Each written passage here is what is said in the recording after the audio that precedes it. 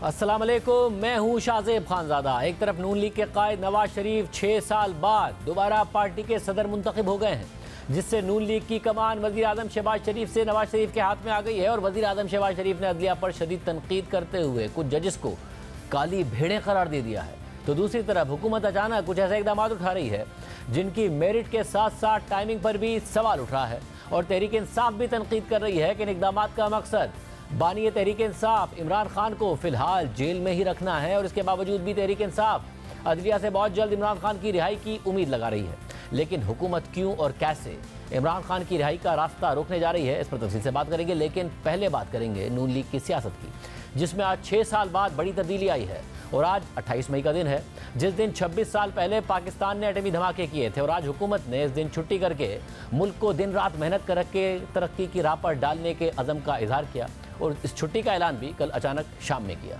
नवाज शरीफ, जिन्हें Panama case में supreme court ने 2017 में नाअहल कर दिया था और फिर 2018 में एक और फैसले के जरिए पार्टी सदरत से भी महरूम कर दिया था, आज वो दोबारा अपनी पार्टी के सदर मुंतखब हो गए हैं। इस हवाले से आज लाहौर में नून लीग की जनरल काउंसिल का इजलास हुआ, जिसमें नवाज शरीफ बिला मुकाबला सदर मुंतखब हो गए। जिसके बाद नवाज शरीफ ने इजलास से खिताब करते हुए कहा कि जनरल ज़हीरुल इस्लाम कहते हैं कि हमने तीसरी क़ुव्वत को आने की इजाज़त दी और वो सिस्टम हमें PTI के अंदर नजर आया। नवाज शरीफ ने मजीद कहा कि इमरान खान हमें ताना देने या हम पर उंगली उठाने से पहले बताएं कि अगर वो तीसरी क़ुव्वत आप नहीं थे तो मैं सियासत छोड़ दूँगा। लंदन गए थे जर्नैल ज़हीरुल इस्लाम, वो कहते हैं कि हमने मुख्तलिफ पार्टियों को ट्राई किया, हमने तीसरी फोर्स को अलाउ किया। वो तीसरी फोर्स हमें लगा कि शायद डिलीवर कर सकती है और वो सिस्टम हमें PTI के अंदर नजर आया। इमरान खान साहब, आप सब बातों को छोड़ें, आप हमें ताना देने से पहले या हम पर उंगली उठाने से पहले आप हमें बताएं ये तीसरी फोर्स जो है वो आप नहीं थे। बताएं, जरा बता दें आज। अगर वो आप नहीं थे तो मैं सियासत से रिटायर होकर घर चल जाने को तैयार हूं। मैं छोड़ दूंगा सियासत। मैं वादा करता हूं कि अगर वो तीसरी फोर्स का इशारा आपकी तरफ नहीं था तो मैं सियासत भी छोड़ने को तैयार हूं। वो आप थे, आप। नवाज शरीफ ने इमरान खान को मुखातिब करते हुए कहा कि इन्हीं लोगों ने आपकी बुनियाद रखी है, आपके केस का कोई मेरिट नहीं है। यही वो एम्पायर की उंगली थी जिसका जिक्र इमरान खान बार बार करते थे।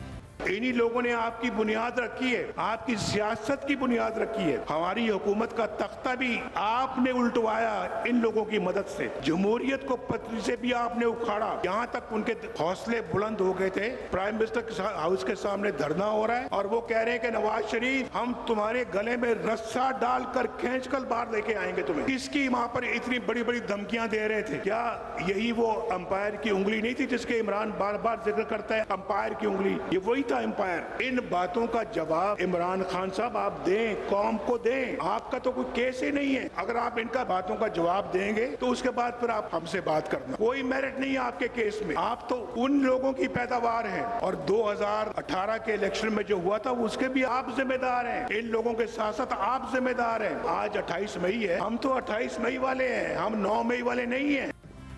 नवाज शरीफ की तरफ से जनरल ज़हीरुल इस्लाम से मुतालिक PTI पर तनकीद का जवाब देते हुए तहरीक इंसाफ के सीनियर रहनुमा और साबिक सदर आरिफ अलवी ने कहा है कि अगर 8 फरवरी को लोग खुद निकले हैं और कोई फौजी लेकर नहीं आया है तो इससे बड़ा क्या सबूत है कि इमरान खान अवाम की ताकत से आया है।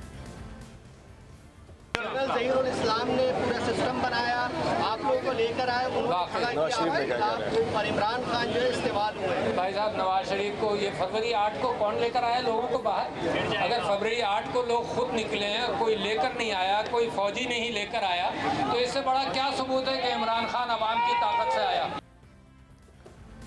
मगर ये हकीकत अपनी जगह है कि जून 2022 में पंजाब के 20 हलकों में ज़िमनी इलेक्शन के दौरान साबिक DGI lieutenant general retired Zaheerul इस्लाम ने PP 7 रावलपिंडी से तहरीक इंसाफ के उम्मीदवार शब्बीर अवान के एजाज़ में तकरीब मुनक़्क़िद की थी। और इस तकरीब का एहतमाम उन्होंने कहूटा में अपने आबाई घर में किया था। और जनरल ज़हीरुल इस्लाम ने तहरीक इंसाफ के उम्मीदवार के लिए बाकायदा इलेक्शन मुहिम शुरू करते हुए वो बातें की थी जो नवाज शरीफ ने दोहराई। मैं कोई सियासतदान नहीं हूँ, मैं एक्चुअली न्यूट्रल हूँ। हमने मुख्तलिफ पार्टियों को ट्राई किया और हमने एक तीसरी फोर्स को अलाउ किया। वो तीसरी फोर्स हमें लगा कि शायद डिलीवर कर सकती है और वो सिस्टम हमें PTI के अंदर नजर आता है। इसके अलावा नवाज शरीफ ने अपनी तकरीर में ये भी कहा कि साकिब निसार ने मुझे ज़िंदगी भर के लिए नाअहल करार दिया था, कारकुन मुझे वापस लेकर आए हैं। साकिब निसार का फैसला आज रद्दी की टोकरी में डाल दिया गया है। साकिब निसार ने मुझे जिंदगी भर के लिए मुस्लिम लीग की सदारत से हटा दिया था, ये वापस लेके आए तो खामोश क्यों बैठे हैं? इनको खुशी मना लेने दें। आपने खुशी मनानी है, इसलिए नहीं कि नवाज शरीफ आज दोबारा अल्लाह के फजलो करम से मुस्लिम लीग का सदर बना है। आपने खुशी मनानी है या जश्न मनाना है तो इसलिए कि साकिब निसार का फैसला रद्दी की टोकरी में डाल दिया गया है। बुलाएं जरा उनको, आज बुलाएं जिन्होंने फैसला किया था कि नवाज शरीफ को हमेशा के लिए फारिग किया जाता है। आज नवाज शरीफ अल्हम्दुलिल्लाह फिर खड़ा है आपके सामने, जिस पे फैसला किया गया कि नवाज शरीफ तुमने अपने बेटे से तनख्वाह नहीं ली। भाई बेटे से नहीं ली ना मैंने, तुम्हारे बेटे से तनख्वाह तो नहीं मांगी थी मैंने। नवाज शरीफ ने मजीद कहा कि महंगाई कम हो रही है, 1.5-2 साल मुश्किल के होंगे, अगले 3 साल बहुत अच्छे हो जाएंगे। नवाज शरीफ ने कारकुनों से वादा भी लिया कि अब मैं नून लीग का सदर बन गया हूं तो आप मेरा साथ देंगे। जबकि दूसरी तरफ साबिक सदर आरिफ अलवी ने फौज से मुज़ाकरात करने से मुताल्लिक कहा है कि हमने फौज को कभी मुदाखलत की दावत नहीं दी, मगर इमरान खान मुज़ाकरात उसके साथ करना चाहते हैं जिसके हाथ में कुछ हो। फॉर्म 47 वालों के हाथ में कुछ भी नहीं है। हम फौज को कभी भी हमने नहीं दावत दी कहीं मुदाखलत करने के लिए, मगर मुज़ाकरात इमरान खान साहब उसके साथ करना चाहते हैं जिसके हाथ में फैसला। आप समझते नहीं है कि फॉर्म 47 वालों के हाथ में कुछ भी नहीं है, उनसे मुज़ाकरात करके लाहासिल मुज़ाकरात होंगे। बाहर सूरत जो लोग आइन की बहाली की तहरीक के अंदर सब इकट्ठा होना चाहते हैं वो इकट्ठा हों, मगर मुज़ाकरात उनसे होने चाहिए जो कुछ दे सकें और कुछ मुज़ाकरात की टेबल पर कोई बात रख सकें। अभी तक कोई बात ही नहीं आई है। आज नवाज शरीफ दोबारा नून लीग के सदर बन गए हैं और उनकी पार्टी इक़्तिदार में है, लेकिन तहरीक इंसाफ के बानी इमरान खान जेल में हैं और नून लीग उन्हें मजीद जेल में रखने के लिए इकदाम उठा रही है। साथ ही इमरान खान पार्लिमानी सियासत के लिए नाअहल हैं, पार्टी सरबराही से महरूम हैं। इंतखाबात से पहले उन्हें 1 हफ्ते के दौरान 3 केसेस में सज़ा सुनाई गई और फेयर ट्रायल के तकाज़ों को पूरा किए बगैर इंतहाई मुतनाज़ तरीके से ये सज़ाएँ सुनाई गई। यानी आज नून लीग इक़्तिदार में है, हालात साजगार हैं, मगर तहरीक इंसाफ इताब का शिकार है। जबकि हालिया दिनों में अदालतों से इमरान खान के हक़ में फैसले सामने आए हैं जिस पर हुकूमत परेशानी में नजर आ रही है। इमरान खान को जिन 3 केसेस में इलेक्शन से पहले सज़ा सुनाई गई थी, उनमें से तोशा खाना केस में इस्लामाबाद हाई कोर्ट से सज़ा पहले ही मुअत्तल हो चुकी है, जबकि इद्दत केस में अपील पर कल सेशन अदालत से फैसला मुतवक्के है और इस्लामाबाद हाई कोर्ट में साइफर केस भी हतमी मरहले में दाखिल हो चुका है। जबकि एक और अहम केस 190 मिलियन पाउंड स्कैंडल का है जो अभी ट्रायल के मरहले में है, मगर इस्लामाबाद हाई कोर्ट ने इमरान खान को इस केस में जमानत दे रखी है। इस बुनियाद पर तहरीक इंसाफ उम्मीद कर रही है कि इमरान खान इसी महीने बाहर आ जाएंगे, मगर दूसरी तरफ हुकूमत इन केसेस में रिलीफ के बावजूद भी इमरान खान को जेल में ही रखने के मूड में नजर आ रही है, जिसके लिए बज़ाहिर जवाबी हिकमत अमली तैयार कर ली गई है और एक दफ़ा फिर नैब को इस्तेमाल किया जा रहा है। कुछ दिन पहले यानी इसी माह की 17 तारीख को नैब ने इमरान खान के खिलाफ तोशा खाना का एक और केस तैयार कर लिया था और फिर कल रात को खबर सामने आई है कि कायम मकाम सदर यूसुफ रजा गिलानी ने 2 ऑर्डिनेंसेस जारी कर दिए हैं, जिनमें से एक नैब से मुताल्लिक है। और इस नए नैब ऑर्डिनेंस में सबसे अहम बात यह है कि इसके जरिए नैब की हिरासत में मुलजिम के रिमांड का दौरानिया 14 दिन से बढ़ाकर 40 दिन कर दिया गया है, जबकि बदनीयती पर मबनी केस बनाने पर नैब अफसर की सजा 5 साल से कम करके 2 साल कर दी गई है। यानी अगर तोशा खाना के नए केस में नैब इमरान खान को गिरफ्तार कर लेती है तो एहतसाब अदालत से 40 दिन का रिमांड हासिल कर सकती है और इस दौरान इमरान खान को जमानत भी नहीं मिल सकती। नैब के नए ऑर्डिनेंस पर खुद नून लीग के रहनुमा ख्वाजा साद रफीक भी तनकीद कर रहे हैं। ख्वाजा साद रफीक की एक्स पर पोस्ट के मुताबिक नैब का कानून एक आमिर का बनाया हुआ काला कानून है। मुख्तलिफ फौजी, सिविल और जुडिशल डिक्टेटर्स ने इसे शर्मनाक सियासी मकासद के लिए इस्तेमाल किया। बहुत से बेगुनाहों को इसका शिकार बनना पड़ा। इस ब्लैक लॉ की हिमायत नहीं की जा सकती। 14 रोज़ा जिस्मानी रिमांड को 40 दिन का करने का कानून अफसोसनाक है, इसे वापस लिया जाए। मुश्तबा कानून साजी हमेशा नामुनासिब रहती है, जबकि नून लीग के इत्तेहादी MKM ने भी नैब ऑर्डिनेंस को नामुनासिब करार दे दिया है और ख़ुद नून लीग माजी में नैब को काला कानून करार देती रही है।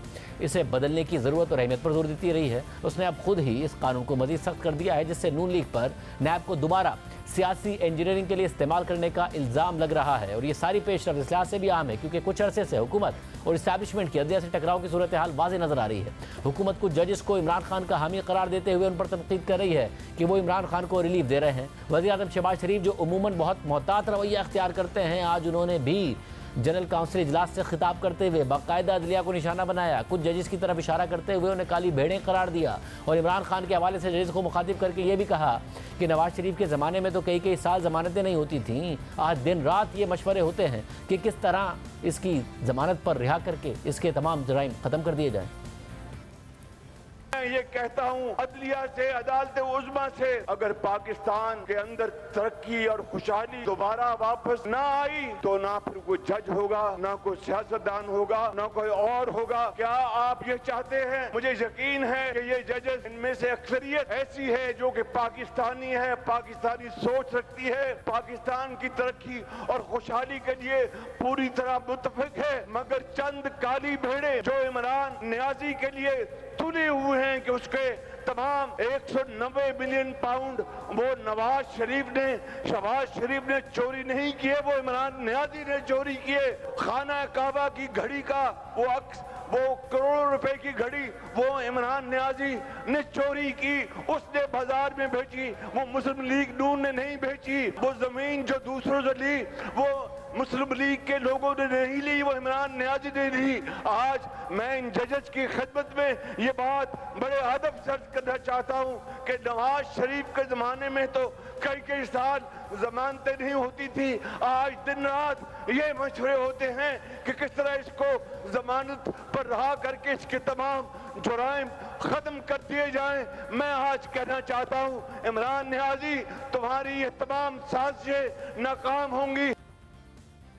बहरहाल कल हुकूमत ने नैब ऑर्डिनेंस के अलावा जो दूसरा ऑर्डिनेंस जारी किया है वो इलेक्शन एक्ट से मुतालिक है, जिसके तहत इलेक्शन ट्रिब्यूनल में हाजिर सर्विस जज के अलावा रिटायर्ड जज भी तैनात किए जाएंगे। कल ये दोनों ऑर्डिनेंस जारी करने के लिए हुकूमत इतनी उजलत में नजर आई कि इसके लिए सदर आसिफ अली जरदारी का इंतजार भी नहीं किया गया और कायम मकाम सदर यूसुफ गिलानी के जरिए ऑर्डिनेंस जारी करवाए गए। सिर्फ यही नहीं, नैब तरामीम केस की गुज़िश्ता समाअत जिसमें इमरान खान वीडियो लिंक पर पेश हुए थे, उसमें सदारती ऑर्डिनेंसेस पर चीफ जस्टिस काजी फैज़ ने कड़ी तनकीद करते हुए रिमार्क दिए थे कि ऑर्डिनेंस लाने हैं तो फिर पार्लियामेंट को बंद कर दें। ऑर्डिनेंस के जरिए आप एक शख्स की मर्जी को पूरी कौम पर थोप देते हैं। क्या ऐसा करना जमहूरियत के खिलाफ नहीं है? क्या ऑर्डिनेंस के साथ सदर मुमलिकत को तफसीली वजूहात नहीं लिखनी चाहिए? मगर इस समाअत के 12 दिन बाद ही हुकूमत ने सियासी अहमियत के हामिल 2 ऑर्डिनेंस जारी कर दिए हैं और उसमें से एक नैब कानून से मुतालिक है, जिसके केस की समाअत करते हुए चीफ जस्टिस ने ये रिमार्क दिए थे।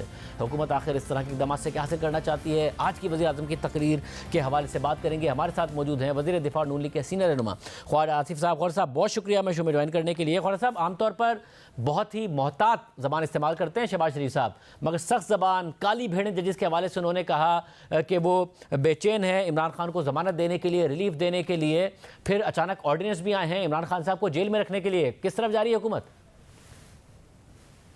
बिस्मिल्लाहिर्रहमानिर्रहीम। शाहजेब, आपने बड़ा एक बर्निंग टॉपिक या एक ऐसा नाजुक मौजू छेड़ा है। मैं कोशिश करूँगा कि मैं आपके सवाल का जवाब भी दे दूँ और एक जामे जवाब दूँ। देखिए, मेरा ख्याल है कि इस वक्त जितनी ज़रूरत जो है मुख्तलिफ जो अदारे हैं, हमारी जो अरेंजमेंट है, नेशनल अरेंजमेंट जो है इक़्तिदार की, उसमें ऑब्वियसली मैं आइनी इदारों के अलावा भी गिनता हूँ जिसमें आप लोग भी हैं, मीडिया भी है, बिग बिजनेस भी है, उनको एक जो है ना उसकी ज़रूरत है, एक डायलॉग की ज़रूरत है। और डायलॉग जो है बड़ा जामे होना चाहिए, बड़ा कॉम्प्रिहेंसिव होना चाहिए। अगर हम अपनी जो इस वक्त प्रॉब्लम्स फेस कर रहे हैं एक कौम की हैसियत से, एक रियासत की हैसियत से, उनका अगर हमें हल चाहिए, उसको मैं थोड़ा सा एक्सप्लेन कर देता हूँ। ये आपने इब्तदाई में जो है ऑर्डिनेंस की बात की है, मैं आपकी बात से इख्तिलाफ तो नहीं कर सकता, कथित तौर पे इख्तिलाफ नहीं कर सकता। 90 दिन के ऑर्डिनेंस का मैं खुद विक्टिम रहा हूँ और 90 दिन के बाद भी जो है हम 6-6 महीने कैद रहे और बल्कि खुद इंटरेस्ट लेते थे इमरान खान साहब। अमेरिका में वो वहाँ से हुक्म सादर करते थे कि अगर इन्होंने एयर कंडीशनर लगाए हुए हैं, इनके एयर कंडीशनर उतारो, और पाकिस्तान वापस जाके नवाज शरीफ के, आसिफ अली जरदारी के इनके एयर कंडीशनर उतार दूंगा। मेरी इतला है कि अब खुद एयर कंडीशनर लगे हुए हैं, ये लगवा रहे हैं, कुछ इस किस्म का जो है वो इजाज़त ले रहे हैं, या ऑब्वियसली अदालत से इजाज़त ली जाती है इन चीज़ों की। तो ये सिलसिले जो हैं, अगर जो जंग जो है इस वक्त जो है, मैं जंग का लफ्ज़ जो है ज़रा एग्जैजरेटेड इस्तेमाल कर रहा हूँ, लेकिन जो तनाव जो है, जो टेंशन जो है, वो दिन ब दिन इंक्रीज हो रहा है, और उससे वही रिजल्ट निकल रहा है जिसका आप जिक्र कर रहे थे कि फिर हर अदारा जो है वो अपनी जो है एक फसीलें खड़ी कर रहा है ताकि वो अपने आप को प्रोटेक्ट कर सके। अदलिया जो है मैं ऐसा समझता हूँ कि उसमें इन तमाम तर हालात के बावजूद जो है, मेरा ख्याल है उनका तवाज़ुन नहीं बिगड़ना चाहिए, उनका तवाज़ुन मेंटेन रखना चाहिए। हम सियासतदान जो हैं या हम ऊंच नीच कर जाते हैं, जमा तफरीक में भी जो है कोई ना कोई गलती कर जाते हैं, हमारे सियासी मकासद जो हैं वो बाज़-औक़ात हमारे आड़े आते हैं, हमारे जो फैसले जो होते हैं वो उनके ताबे होते हैं। लेकिन एक बात जो है, जो मुसल्लमा जो हकीकत ये है कि अदलिया के फैसले जो है ना, वो गार्डियन है कॉन्स्टिट्यूशन की, उसमें कोई शक नहीं, कोई शुबा नहीं है। उनसे जो है अगर कहीं पे कोताही खुदा न खास्ता हो जाए तो मैं समझता हूँ कि बाज़-औक़ात वो फेटल होती है, बाज़-औक़ात वो इतनी लीथल हो जाती है कि उसकी सदियों तक जो है गूंज जो है वो बरकरार रहती है, बल्कि तारीख उसको बाज़-औक़ात अफसोस के साथ कहना पड़ता है कि ये दुरुस्त है कि कोई ना कोई बैकडोर राब्ता करके मामला सुलझाने की कोशिश की है हुकूमत ने, मगर अदलिया की तरफ से कोई मामला इतने आगे बढ़ गए, तनकीद इतनी आगे बढ़ गई, प्रेस कॉन्फ्रेंसेस, फिर सेनेट में तकारीर के कोई बात बनी नहीं और बस जवाब मिला नहीं। मैं आपकी किसी बात से इख्तलाफ नहीं कर रहा, मैं जो आप बात कर रहे हैं मैं उससे एग्री कर रहा हूँ, कतई तौर पे इख्तलाफ नहीं कर रहा, लेकिन मैं समझता हूँ कि हर अदारे की अपनी अपनी जो है ना एक जो तादावर अदारे हैं उनकी अपनी अपनी एक लिमिट्स होती हैं, एक अपनी अपनी डिग्निटी की जो है ना वो पैरामीटर्स होते हैं। मैं ज़रा केयरफुल ज़बान इस्तेमाल कर रहा हूँ, डिग्निटी के पैरामीटर्स होते हैं, उसमें हम भी शामिल हैं शायद। लेकिन जैसे मैंने कहा है कि हम बाज़-औक़ात जो है ना वो चीज़ें जो है वो हम बाज़-औक़ात चीज़ें जो है ना वो इस तरह उनको थोड़ी सी लचक देते हैं, थोड़ी सी स्पेस इस्तेमाल करते हैं ताकि हमारे जो सियासी मकासद हैं वो हल हो सकें। मैं चाहता हूं कि उसको भी आइडियल सिचुएशन में जाना चाहिए। इससे ये जो तासुर उभर रहा है कि इस वक्त अदलिया जो है वो बरसरे पैकार हुई है, और वो बरसरे पैकार जो है उसमें सबसे बड़ा इशू जो है इमरान खान साहब का है। इशू और भी होंगे, लेकिन मेरा ख्याल है कि जो आप लोग कवर कर रहे हैं, जो बाकी मीडिया कवर कर रहा है, वो इमरान खान साहब का इशू है। वो समझते हैं कि इमरान खान की जो धमकी है या इमरान खान की शक्ल दिखा के या जिसके केसेस में रिलीज दे के वो मौजूदा हुक्मरानों को, यानी मैं अपनी बात कर रहा हूँ, उनको जो है किसी ना किसी तरह जो है इस बात पे मजबूर कर देंगे कि वो उनकी शराइत के ऊपर या कम से कम किसी हद तक उनकी शराइत के ऊपर जो है कोई सुलह सफाई का मामला तय कर लें। जो उनको ऑब्जेक्शंस हैं, अच्छी हैं बुरी हैं, मैं उस डिबेट में नहीं जाता। ख्वाजा साहब, ये दबाव हुकूमत महसूस कर रही है, कोई इदारा महसूस कर रहा है, और इदारे का दबाव हुकूमत को बर्दाश्त करना पड़ रहा है और ऐसे इकदाम लेने पड़ रहे हैं? नहीं, मैं समझता हूँ कि अव्वल और आखिर जो दबाव जो है वो हमारे ऊपर है। देखें, जो एक सिविलियन हुकूमत जो है, जो इलेक्शन के नतीजे में बरसरे इक़्तिदार है, ये कभी भी हमारी 75 साल हिस्ट्री में स्टेक्स जो है उसके हाईएस्ट होते हैं, क्योंकि उसने रुखसत होना होता है। ख्वाजा साहब, बहुत सारे ऐसे मामले जिसमें जैसे secretary defence, secretary interior, sector commander ISI, director IB, sector commander MI को आइंदा तारीख पर हाजिर होने का हुक्म दिया था जस्टिस कियानी ने, जो कि कल होने जा रही है तारीख। मसला है मिसिंग पर्सन का, एक शायर का, तो अब ये पेश हो जाएंगे वो, क्योंकि फिर उससे आप पर प्रेशर खत्म हो जाएगा हुकूमत पर, या वो कल पेश नहीं होंगे, आप पर प्रेशर बढ़ जाएगा फिर? देखिए, मैं तो पहले भी ये सिचुएशन अराइज हुई थी, आज से तकरीबन 11 साल पहले। मैं कचहरी कह रहा हूँ, कराची की जो रजिस्ट्री है सुप्रीम कोर्ट में, उसमें बसीयत मिनिस्टर ऑफ डिफेंस जो है पेश हुआ था। उनको मिनिस्टर ऑफ डिफेंस को जो है उस वक्त हमारी सुपीरियर जुडिशरी ने, अदालत उज़्मा ने बुलाया हुआ था। मैं वहाँ 5 दिन रहा, वहाँ पे मैं था, मेरे साथ एडिशनल सेक्रेटरी थे, एक सेक्रेटरी साहब उस वक्त आसिफ यासीन थे।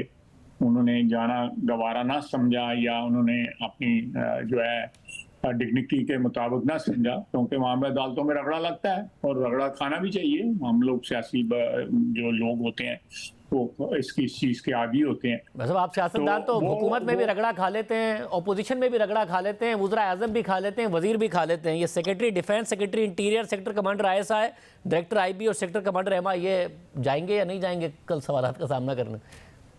नहीं, ये आपका जो सवाल है बड़ा पर्टिनेंट है, लेकिन मुझे जो लेटेस्ट इस चीज़ के जो है वो नहीं पता कि क्या हुकूमत ने पोजीशन ली है। सुबह ये लोग जा रहे हैं वहाँ पे या वकील जो है को पोजीशन लेंगे, मुझे कतई तौर पे नहीं मिला इस चीज़ का पता।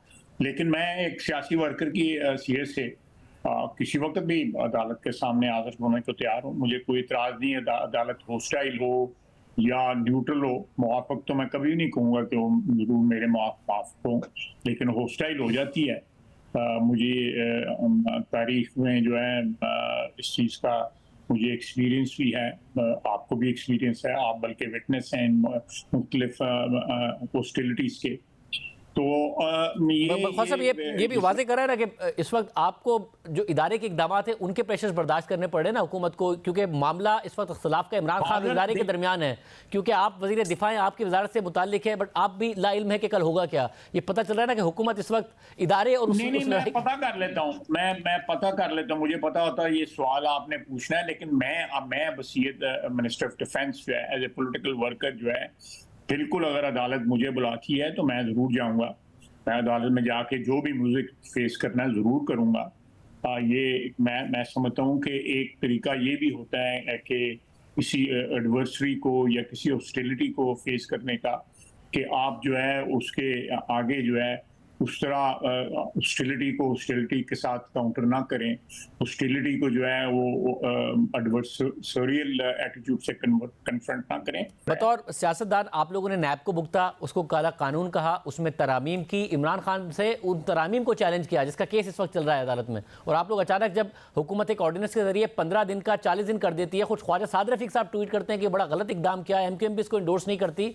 तो आप लोगों ने तो नैब की तरामीम को नरम किया था, आपने कहा था काला कानून है। जब आपको अचानक करना पड़ता है तो यानी जजेस जमानत ना दे दें इमरान खान को, इसलिए आप कर रहे हैं। और मुतादिद केसेस में तो चीफ जस्टिस आमिर फारूक ने उन्हें जमानत दी है और एक और केस भी उन्हीं के पास है, उस पर तो वैसे इमरान खान साहब उन पर भरोसा नहीं करते हैं, तो उन पर कैसे तनकीद हो सकती है? देखें, ये हमने सारा कुल भुगता, हमने 90 दिन का रिमांड भुगता, सब ने 90 दिन का रिमांड, उसके बाद हम जुडिशल कर दिए गए। और जुडिशल में हम जो है 6-6 महीने, 8-8 महीने, साल, 1.5 साल, बल्कि हमजा शहबाज जो है वो 2.25 साल रहे जेल के अंदर। साद रफीक साहब जो है बरादरम, दोनों भाई जो हैं वो मेरा 1.5-2 साल वहाँ पे रहे। चीमा साहब रहे, मैं 6 महीने कैद में रहा। और बावजूद इस बात के कि ये सारी बातें आपकी दुरुस्त हैं। और मैं आपको एक और वाकया बताऊं, ये स्पीकर साहब के घर में जो ISI की निगरानी में हमारे मुज़ाकरात होते थे, उसमें ये चीज़ डिस्कस हुई थी। और ये चीज़ जो है वो कहते थे कि नॉन नेगोशिएबल है, PTI कहती थी। मैं बिल्कुल आपको कसमन कह रहा हूँ, वो कहते हैं नॉन नेगोशिएबल 90 दिन का नहीं रहेगा, बल्कि आमला में उन्होंने 180 दिन का कर दिया था। आमला जो है वो एंटी मनी लॉन्ड्रिंग जो लॉ है वो भी उन्होंने उन्हीं दिनों में कर दिया था, पास किया था। उसमें 180 दिन प्रपोज किया हुआ था। वो हमने बड़ी लड़ाई लड़ी कि ये एक तरफ अगर वो कहते हैं कि जी हम आपको छूट देते हैं नैब में, दूसरी तरफ आमला में 180 दिन का रिमांड कर देते हैं। तो मैं ये कहता हूँ कि वो एक्सट्रीम पे गए थे। ये एनॉमलीज हैं, ये इस किस्म के जो आप तनकीद कर रहे हैं, मैं बिल्कुल उसको एक्सेप्ट करता हूँ। मगर ख्वाजा साहब, ऐसा नहीं होगा कि आज इमरान खान साहब, आज नवाज शरीफ साहब तकरीर कर रहे थे, उनके साथ जो कुछ हुआ और ज़ाहिर ज़्यादतियाँ हुई, जनरल ज़हीरुल इस्लाम का वो नाम ले रहे थे, इसके अलावा हमने देखा कि साकिब निसार साहब की बात कर रहे थे। कुछ टाइम बाद ऐसी एक तकरीर इमरान खान साहब कर रहे होंगे, अपनी आप बीती बता रहे होंगे, जर्नलों के और जजेस के नाम बता रहे होंगे, और इसी सर्किल में हम घूमते रहेंगे। देखें, लेकिन वो साथ देखें ना, उनकी तकरीरें ये भी तो हैं ना जिसमें जनरल बाजवा को जो है वो जमहूरियत का चैंपियन कह रहे हैं, फॉरेन पॉलिसी का डिफेंडर कह रहे हैं, वो कह रहे हैं कि उनके खिलाफ बात करना जो है पाकिस्तानी फौज के खिलाफ बात करना है, और पाकिस्तानी फौज के खिलाफ जो बात करता है वो गद्दार है। आज ये सारी गद्दारियां इमरान खान खुद कमिट कर रहा है, उसके लोग कमिट कर रहे हैं। जो 9 मई को जो बाहर जो गाली दी जा रही थी फौज को, और जो वहां पे कहा जा रहा था, जिन्ना हाउस के बारे में जो कहा जा रहा था, जो GHQ के बारे में जो कुछ कहा जा रहा था, उससे बढ़ के क्या बात है? अगर मैंने कहीं क्रिटिसिज्म किया, मैंने कोई नेगेटिव रिमार्क्स दिए, तकरीर की जो है, वो तो कोई मैच नहीं है। ये तो एक मिसडिमीनर है इन चीजों के सामने जो इमरान खान ने जो करवाई है 9 मई को जो है। कानून साजी आपने जो बार बार आप फरमा रहे हैं कानून साजी के बारे में जो है, ये कानून साजी क्यों हम ये कानून साजी कर रहे हैं?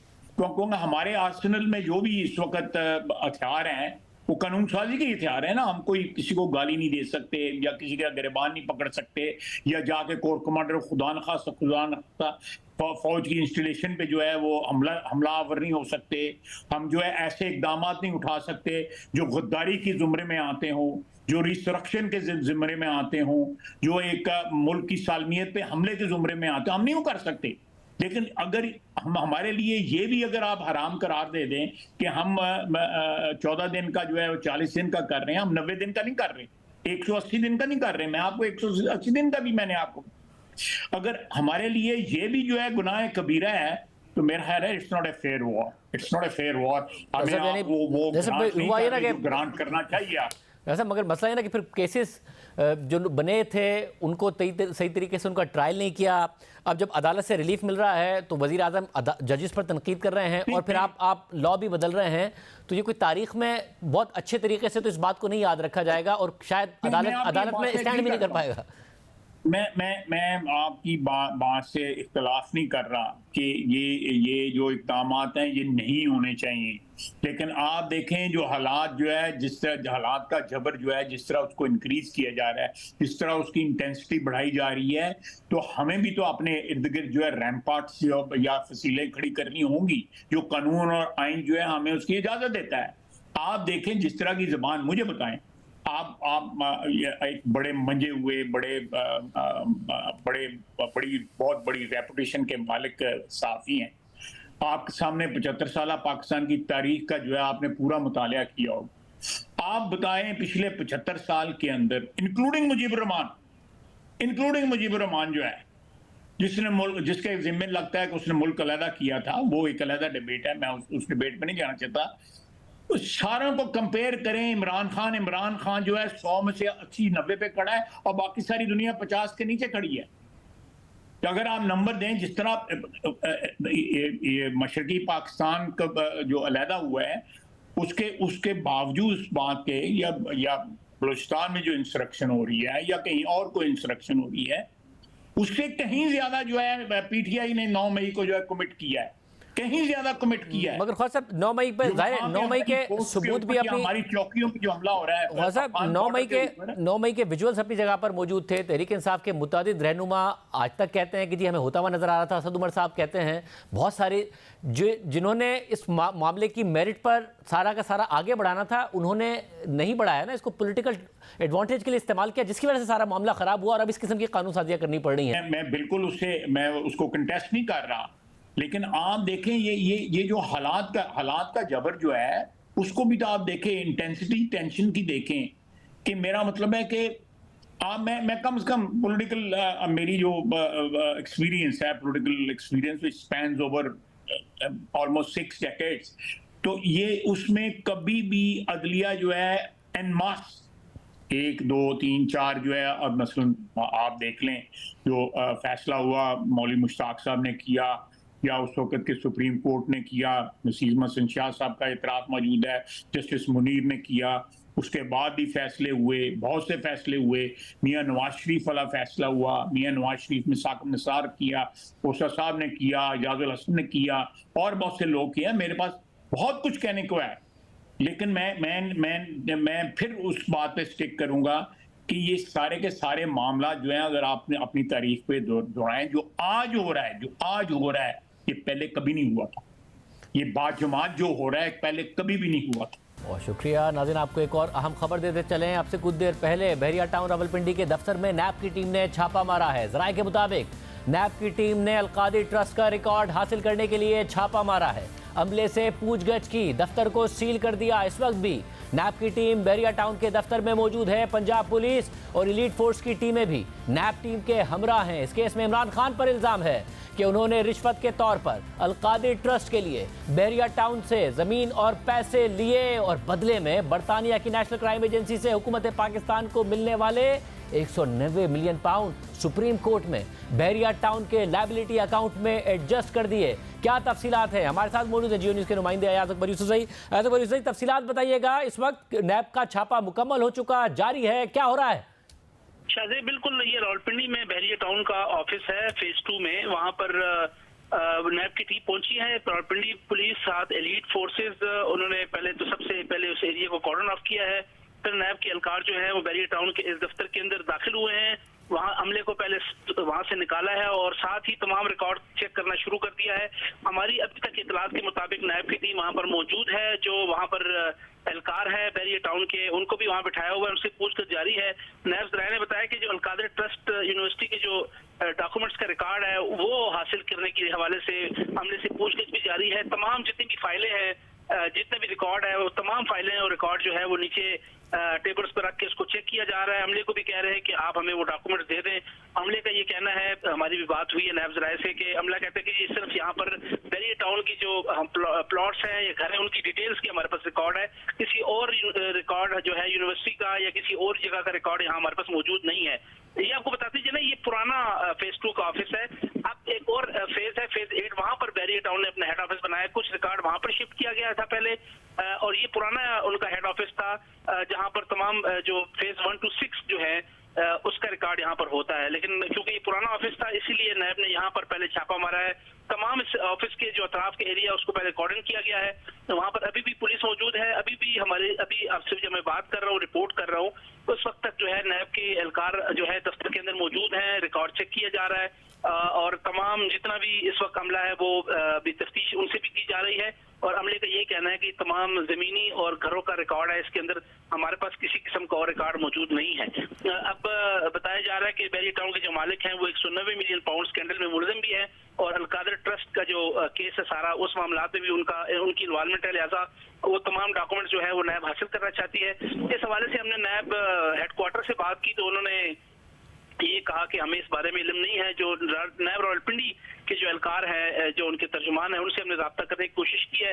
वो इस हवाले से अभी तक कोई हमें डिटेल देने से गुरेजा है और अभी वो हमें रिस्पॉन्ड भी नहीं कर रहे। लेकिन वहाँ पर मौजूद हमारे जो ज़राए हैं नैब के दूसरे, उन्होंने कंफर्म किया है कि जी बिल्कुल इसी केस के हवाले से ये टीम वहाँ पर मौजूद है और अपना काम कर रही है। CCTV फुटेजेस वो भी उन्होंने कब्जे में ले ली हैं।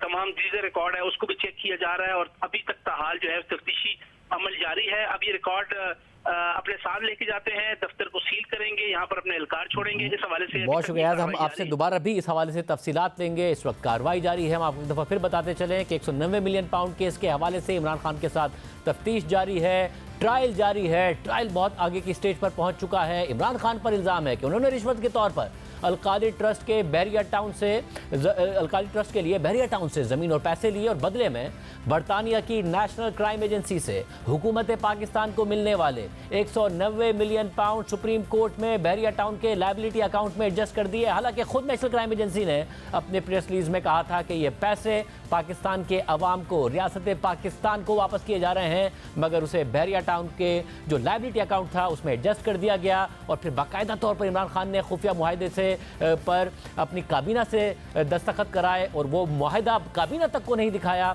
और ये गवाही फवाद चौधरी, शेख रशीद अहमद और दीगर वुज़रा दे चुके हैं और बहुत पहले दे चुके हैं फवाद चौधरी और शेख रशीद अहमद कि उनसे बंद लिफाफे पे दस्तखत कराए गए थे। प्रोग्राम ब्रेक शामिल करते हैं। इस छापे की जो मज़ीद तफसीलात आती रहेंगी वो भी हम आपके सामने रखेंगे। IMF ने नए प्रोग्राम के लिए स्टाफ लेवल मुआहदे से पहले FBR को अगले माली साल के लिए ज़्यादा टैक्स इकट्ठा करने का टारगेट दे दिया है, जिसके बाद FBR टैक्स रेवेन्यू बढ़ाने की मुख्तलिफ तजावीज़ पर गौर कर रहा है, जिसमें टैक्स छूट और मराहत ख़त्म करना और पेंशन पर टैक्स आयद करने की तजावीज़ शामिल हैं। मुबारक ज़ेब खान की खबर के मुताबिक तवक्को की जा रही है कि हुकूमत ऐसी टैक्स मराहत वापस ले सकती है जो ज़्यादा कमाने वालों को मिडिल क्लास वर्क फोर्स के बरक्स हासिल हैं।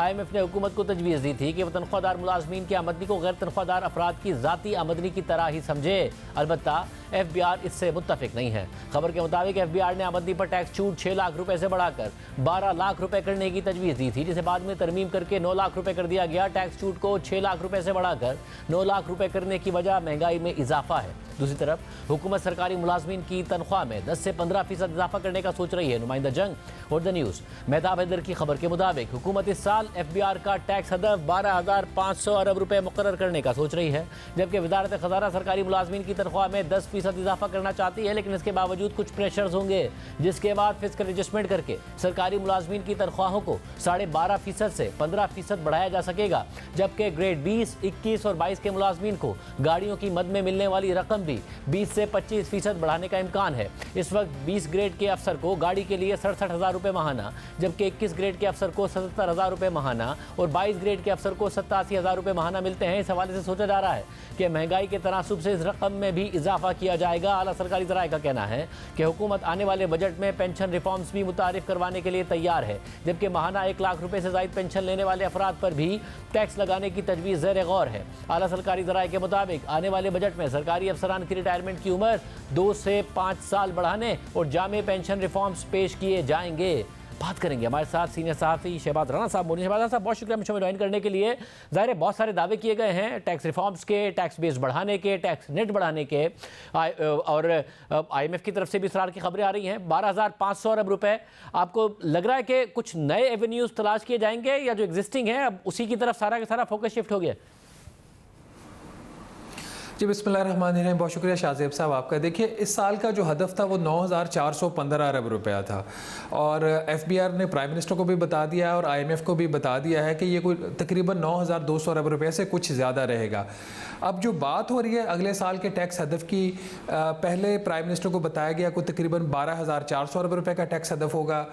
फिर जो पिछले जुमे को एक ब्रीफिंग हुई प्राइम मिनिस्टर को, उसमें 12,900 अरब रुपये के करीब।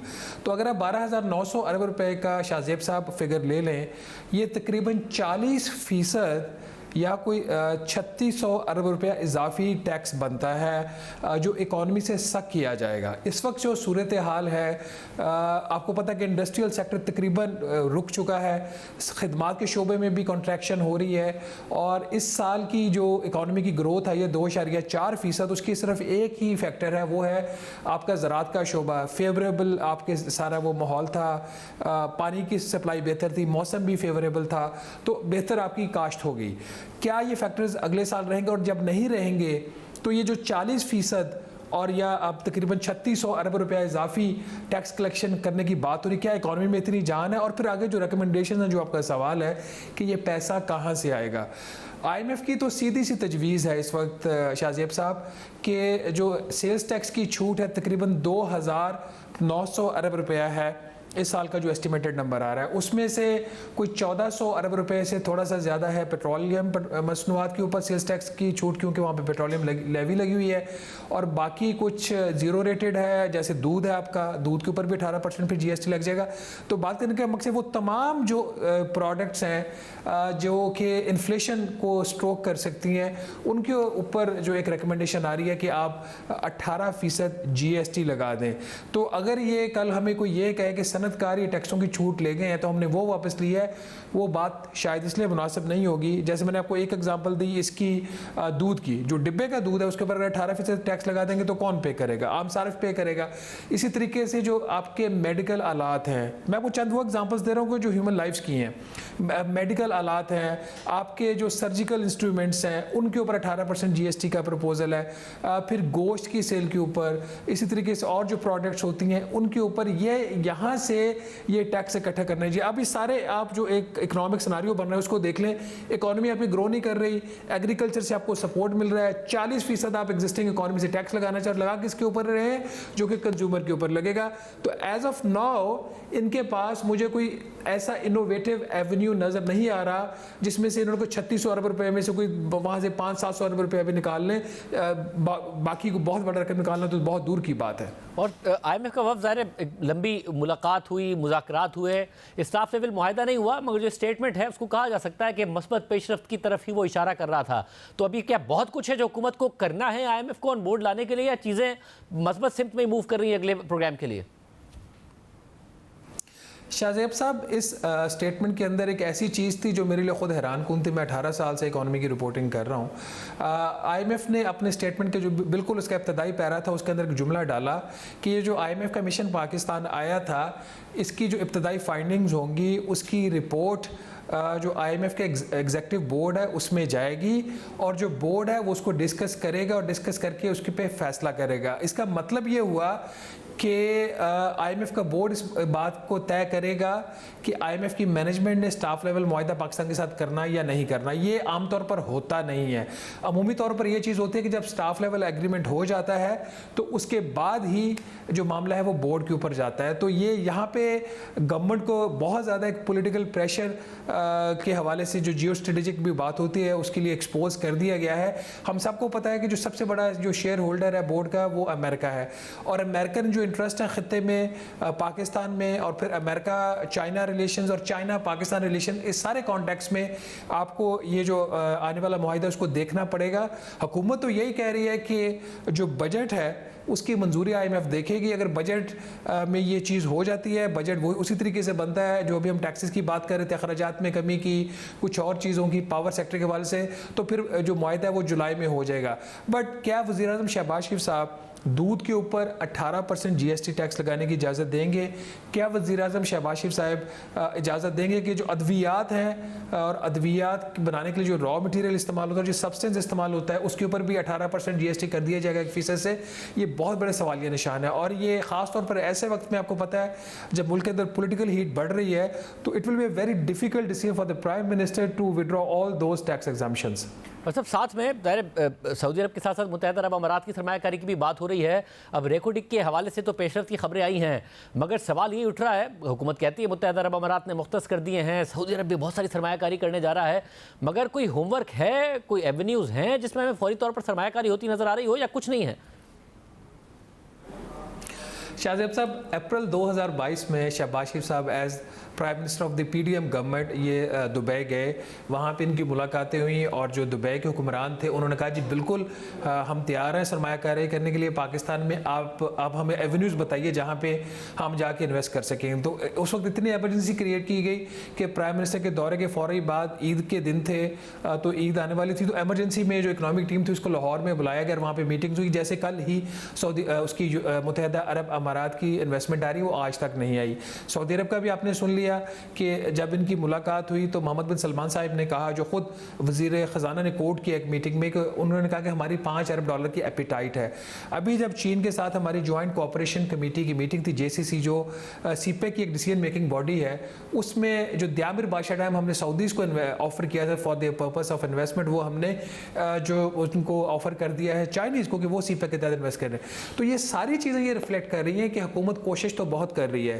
काबीना की कमेटी भी बना देगी SIFC की, SIFC खुद 1 साल से ज़्यादा टाइम हो गया उसको काम करते हुए, प्राइम मिनिस्टर अपनी पर्सनल एफर्ट्स पुट करें, आर्मी चीफ जो पर्सनल एफर्ट्स पुट करें, लेकिन एक जो टेंजिबल चीज़ होती है कि हाँ ये प्रोजेक्ट है, इसकी फिजिबिलिटी स्टडी कंप्लीट हो गई है, उसके ऊपर हम एक हतमी मुआहिदा में, MOU की बात नहीं कर रहा, हतमी मुआहिदा साइन करने जा रहे हैं। I am looking for that, I am waiting for that, and the nation is waiting for that, क्योंकि इस वक्त जो सूरत हाल है, हुकूमत को और इकॉनमी को एक रियल वाली अच्छी खबर चाहिए, ना कि वो अच्छी खबर जो स्टॉक मार्केट के ऊपर जाने से मिलती हो। बहुत शुक्रिया, शहबाज की तफसीलात बता रहे थे। एक ब्रेक प्रोग्राम में शामिल करते हैं, एक और अहम खबर है, उसकी तफसीलात आप ध्यान रखेंगे ब्रेक के बाद।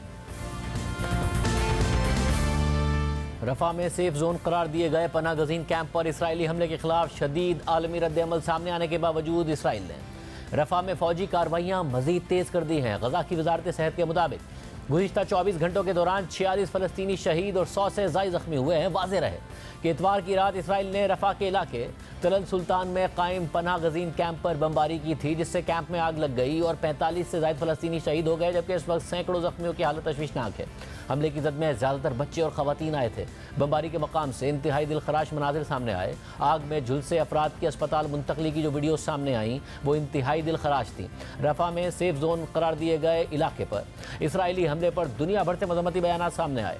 अक़वाम मुत्तहिदा के सेक्रेटरी जनरल एंटोनियो गुतेरेस ने कहा है कि गजा में कोई महफूज जगह नहीं बची, ये वहशत अब ख़त्म होनी चाहिए। तुर्क खबर रसाई इदारे TRT के मुताबिक यूरोपीय यूनियन आलमी अदालत इंसाफ की जानिब से रफ़ा पर हमले फौरी ख़त्म करने के फैसले पर अमल न करने के हवाले से इसराइल पर पाबंदियाँ लगाने पर गौर कर रही है।